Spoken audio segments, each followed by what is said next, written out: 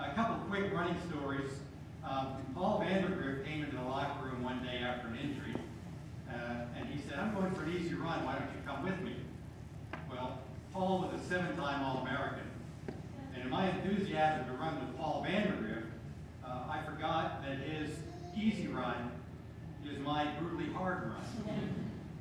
So when we got back to the track, I must have looked pretty bad, because Coach Dan Stimson looked at Paul and said, "Paul, I don't care if you are a 3:59 miler. If you kill Randy, I'm going to cut you from the team."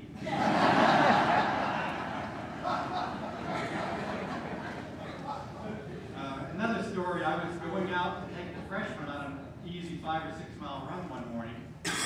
They didn't really know me that well, and one of them looked at the other freshman and said, "We're not going to hurt this old man running." Well, the gauntlet had been thrown down, and I was determined that somebody was going to get hurt that day, but it wasn't going to be me.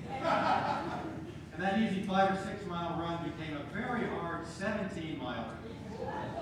And we got turned back on the Colonial Parkway for the last 4 miles, and I just said, "I'm going to crank every mile up until I drop every one of these guys." And I did.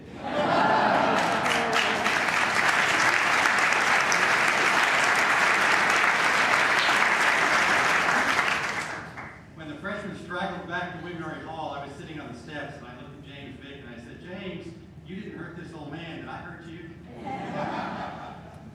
We've also had about 75 or so athletes live with us over the years. John Berger, who's here today, was one of the early ones. He lived with us for a couple of years.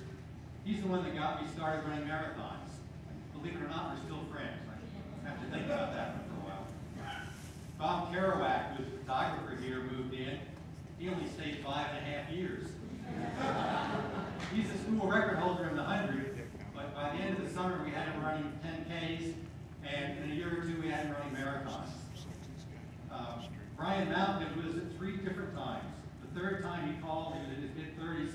He said, "I'm coming back for a master's degree. Is my old room available?" He spent another year with us. Everybody that lived with us had chores to do. Tom Cuff's chores were to make a tossed salad every night and wash the dishes. He went home spring break, didn't say a word to his mother, walked in the kitchen, made a tossed salad, and washed the dishes. His mom called us up and said, "I'm not sure how you trained Tom, but I've got 4 more sons I'm going to send out." All of that's been a lot of fun, but the real reason I get this award, I think, is I've spent the majority of my adult life working for Wignery Track.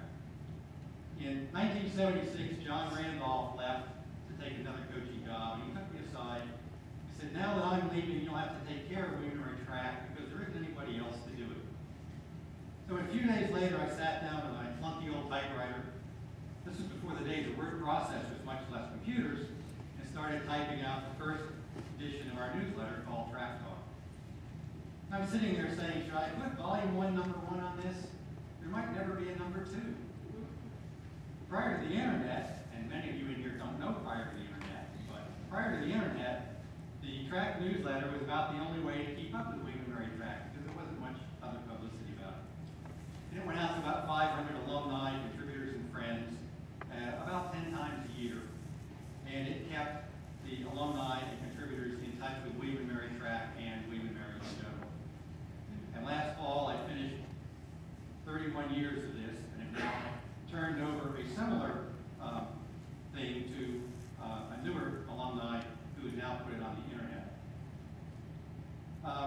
At first, when the newsletter started, I didn't really do a lot of fundraising, just whatever people sent in, we accepted. About 10 years later, John Randolph came back as the AD, and he took me aside. He says, "You really need to start raising some money." So we sat down and started the Pete Jones Memorial Scholarship.